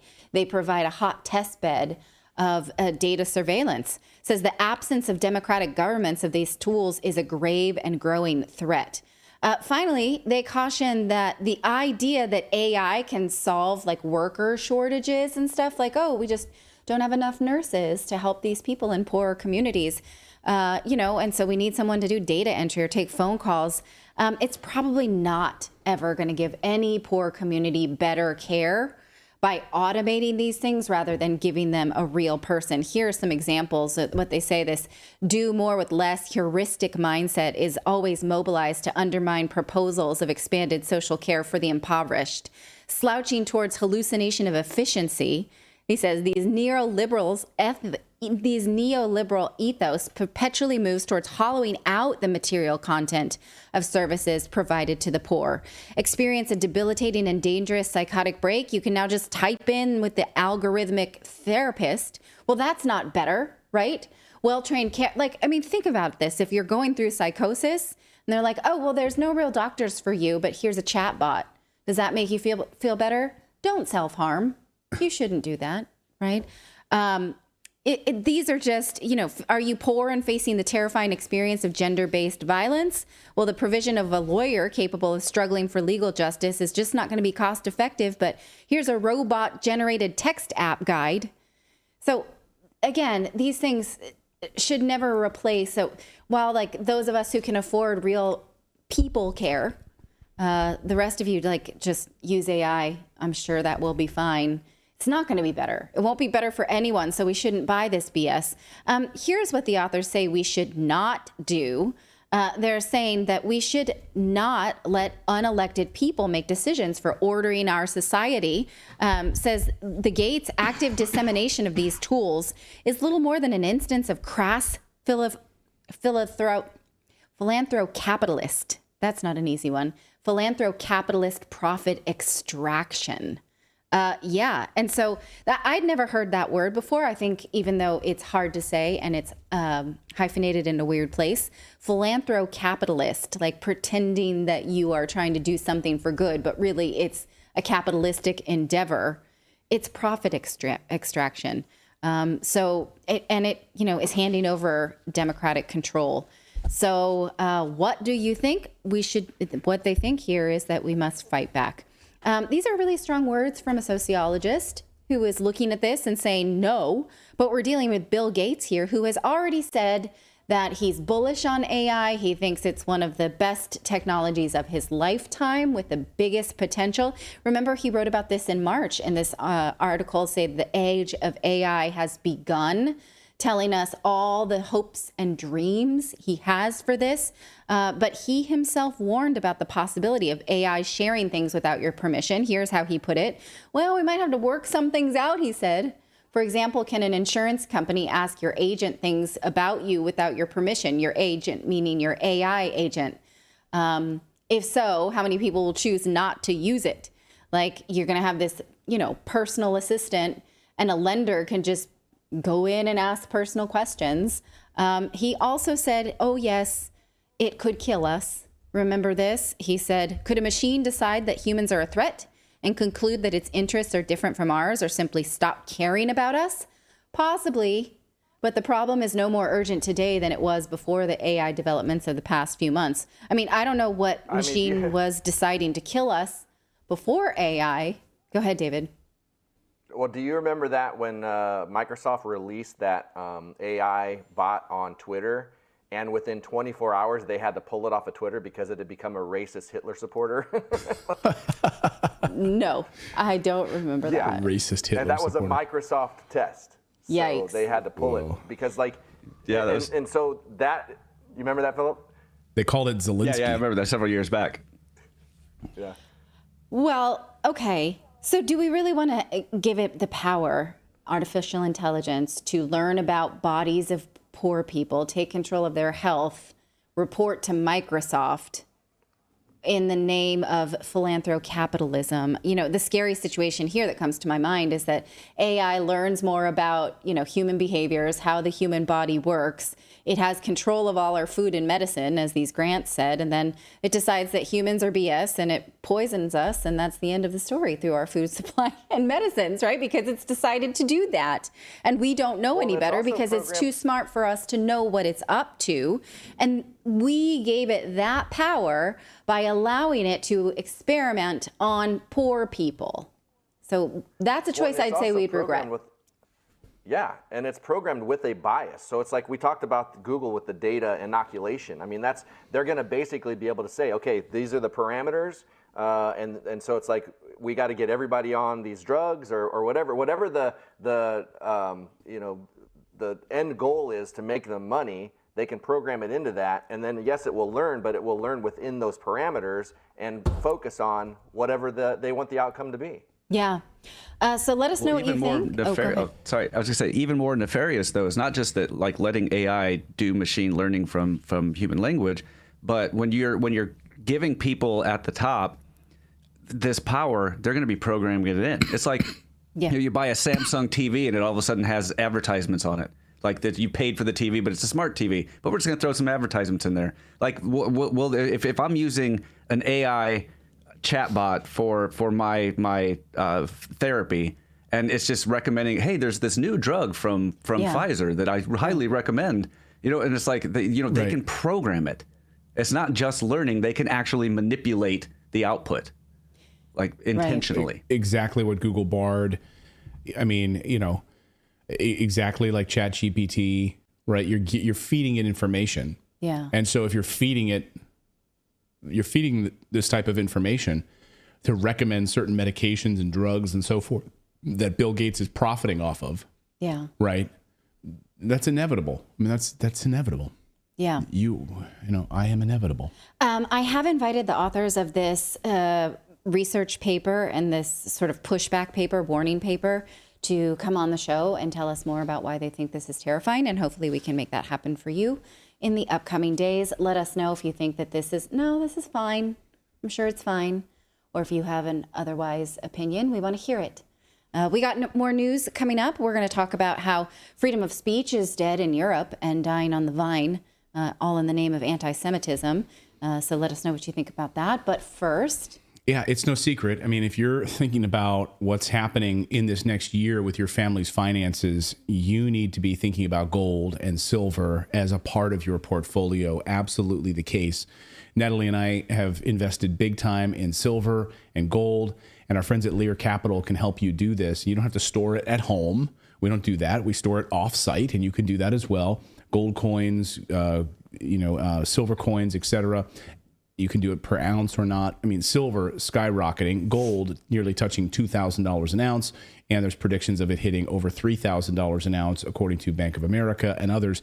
And you see these central banks, of course, buying up gold, and they're buying up precious minerals because commodities are so valuable right now. As this unipolar order is starting to collapse, and African nations are saying, hey, get out of our country, get out of here. We want to keep our own minerals, our own commodities. We see the oil rights off of Gaza that the British own, the oil rights, that evaporates in 2024. What if they sell those oil rights to Russia? You're seeing this global chessboard playing out right now over commodities. Look what's happening in the Arctic Circle, for crying out loud. So our friends at Lear Capital can help you get set up. And even if you want to convert some of your savings, whether it's in fiat currency, in dollars or euros, into gold or silver, they can do that. They can also help you set up a self-directed account, so where you can actually have total checkbook control of your account, and they control you control what you purchase. So in this self-directed IRA, you can purchase real estate, you can purchase gold, you can purchase silver, you can purchase anything. You can even buy stocks inside of your self-directed IRA, and then Wall Street doesn't have their hands in it. See, most of the normal IRAs that you have through like Bank of America or Charles Schwab or any of those companies, they make money off of those things, and 401k plans. But a self-directed IRA where you can actually purchase gold and silver is powerful. And you work with a custodian, and it's very minimal fees. Anyway, Lear Capital can help you get set up with that. Just call them. Here's their 800 number on your screen, 1-800-613-3557. They love to talk to people on the phone, so just pick up the phone, write that number down. We also have links in the description. If you miss it, you're watching this later, we have links in the description below. You can also go to their website, LearRedacted.com, and you can also get their free gold and silver investor guide. And right now, they're offering up to $15,000 in free bonus medals with a qualified purchase. So check them out. They have thousands of 5-star reviews. They've been in business for many decades. They do an amazing job, and they'll ship it right to your door if you want it, or you can store it off-site. 1-800-613-3557, or go to LearRedacted.com. They are big supporters of what we do here on this show, and we are big supporters of them. So our thanks to Lear. Well, free speech is dead in Germany through a new proposed law called the Democracy Promotion Act. It's got a good name, but like most well-named bills, it's usually more terrifying than it sounds. The German government now says that they need laws to protect against anti-Semitism and extremism, so they are extremely controlling speech and threatening to arrest anyone who is critical of Israel. Now, obviously, what they say is they're trying to catch anyone who is an Islamic extremist, and they can do that if you are criticizing Israel. So this becomes a dragnet for legitimate speech in the name of anti-Semitism. This act has been in the works for more than 2 years, but now German politicians are saying we need it fast and we need it now. They're trying to push it through, given the war in Israel. This is German Interior Minister Nancy Faeser saying we need this law to protect Jewish people because everyone knows that the way to stop anti-Semitism is to make it illegal, right? When has that ever worked? It's worth noting that anti-Semitic attacks are illegal. They absolutely shouldn't be happening, but you don't need an extra law to make that illegal to graffiti people's property or assault people or threaten churches. Those behaviors already are illegal, but should the expression of any related belief be too? Now, there is an expression in Europe that when Germany breathes, the rest of Europe gets pneumonia. And as someone who is an expat living in Europe, I am extremely bothered that this kind of speech pneumonia may continue to spread throughout Europe. We already see echoes of it in France as well.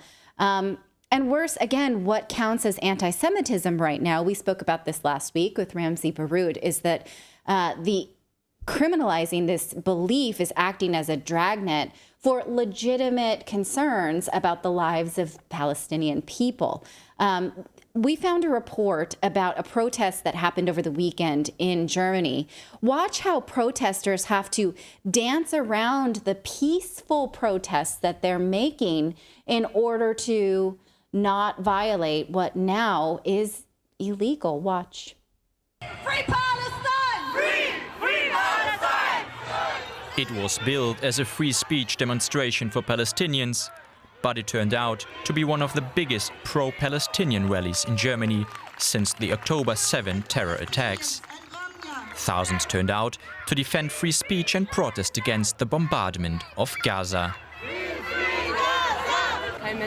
No one deserves to suffer like that. No country deserves to be destroyed. Some blamed Israel without mentioning Hamas. Who's the occupying power? That's it, isn't it? Who's had a siege on the Gaza Strip since 2006? Others took a more balanced view. Hamas attacked Israel first, but this does not give Israel the right to bomb the entire Gaza Strip. The whole world is to blame. They have not found a solution for the Palestinians. The Palestinians live in a tiny area.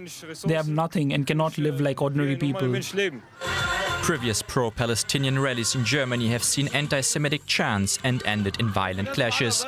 This time there was a heavy police presence to discourage any dissent. While some pro-Palestinian demonstrations have been banned over the last weeks here in Berlin, this demonstration here behind me was allowed by Berlin state officials, but under very clear conditions. No anti-Semitic chants and no anti-Israeli statements, such as denying Israel's right to exist within its internationally recognized borders. There have been some individual cases where these conditions have not been met, but police officials told us that the vast majority did stick to those conditions and that it was mainly a peaceful demonstration. So these people are censoring themselves around laws, around what is otherwise peaceful expression and legitimate expression, expressing concern about innocent civilian deaths, and while acknowledging that this crisis was prompted by an attack from Hamas, and expressing what is, and now it's so scary that we talked to a few journalists who live there, who don't want to come on camera because of the way that they could be punished by the German government. Now, today, I think in a related news, I wanted to bring you the research and words from a Jewish philosopher that was published today. Surprisingly, actually, I was surprised to read this in the Financial Times. This is a Jewish philosopher named Susan Neiman. She talks about, this is a feature on not just her, but her peace advocacy and her writing. She lives in Germany right now. She is Jewish, and she's warning about this reaction from the German government as someone who's lived there and is Jewish. She says, to many Germans, criticism of Israel clashes with the paramount importance of given to remembering the Holocaust. To many Jews today, universalism itself feels hollow when parts of the left have shown little compassion for Jews' own suffering. She says, I'm scared about rising anti-Semitism, but I don't think the way to solve the problem is to become more anti-Muslim. That is one direction that people are going in, particularly in Germany. It's an overcorrection, right? Now, she is an expert on Albert Einstein. She runs a museum or an archive or something like that there.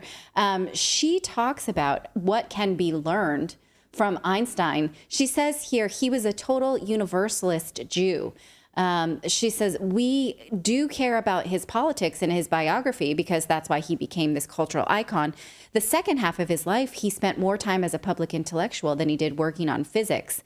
He became convinced of the need for a Jewish national home, but feared the cost if it came without peace. This is an Einstein quote. Should we be unable to find a way to honest cooperation and honest pacts with the Arabs, then we have learned absolutely nothing from our 2,000 years of suffering and will deserve our fate. Now, she warns about this idea of being either pro-Israel or pro-Palestine. This is something that we speak about a lot, and I'm thrilled to see somebody else saying this in the mainstream media. She says that she wants to reclaim Jewish universalism as a radical act. Would we call her a non-pacifist peace extremist? I would say she gets a shirt. She says people have differently in so many places across the world become so tribalist. I hate the words pro-Israel and pro-Palestinian. They make it look as if we're talking about a football match. I'm pro-peace. To that, I say bravo. I love that. I was thinking about that today. I was just walking around and I was just having a private conversation with myself, which I sometimes do. Mm-hmm. And I'm like, and I was thinking about this tribalism. And, you know, they're not sports teams. Yeah. You know, are you pro-Ukrainian? Are you pro-Russian? Are you pro-American? Are you pro-Palestinian? Right. This is not college football. They're human beings. Yeah. And, you know, is it wrong to be pro-peace in this? Well, and I always use that as an example, too, when I'm talking to people. It's like people are choosing sides. Like we think that we're ever going to agree on everything, but people can't even agree on sports teams. Like people fist fight over sports teams. Right. And so it's like, you know, I just don't understand that kind of thinking. The term soccer hooligan exists for a reason, right? Yeah. Because people get in fights over football teams, soccer, to Americans. Well, I kind of wish it was more like a sports team where the people that started the problem just went and fought each other and leave everybody else alone. Because in the sports team analogy, this would be like going to watch an Eagles game and then like the Eagles occasionally just opening fire on large parts of the crowd. Like it's like people that have nothing to do with the actual event itself that are just stuck in there. And it's like that. 'Cause I would just rather the governments be like, you know what? I have a problem with this country. Let's just go fight in a ring. Let's step into the octagon, all of us politicians. Yeah. And then the trial winner by takes combat. A duel.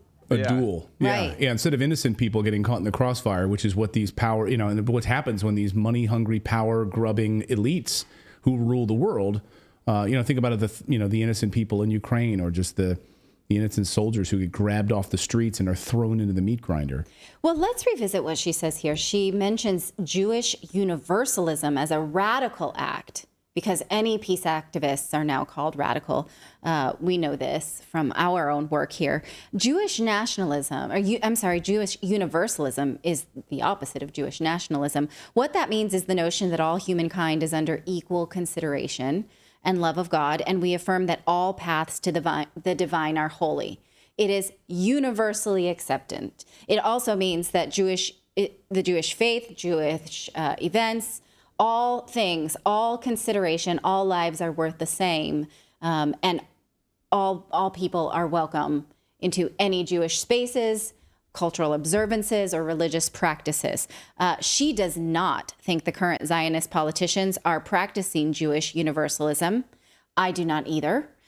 Here's what she has to say about that. She says Netanyahu's policies are creating anger and frustration all over the world, and they will rebound on Jews, like the Dagestan airport attack where the anti-Semitic mob stormed the airport. She says the carpet bombing of Gaza is not in Israeli interests, even if you only care about Jewish lives. And I could not said it better myself. And for that, I bought her book. So read it with me if you would like. Her new book is called Left is Not Woke, or something like that. Woke is Not Left.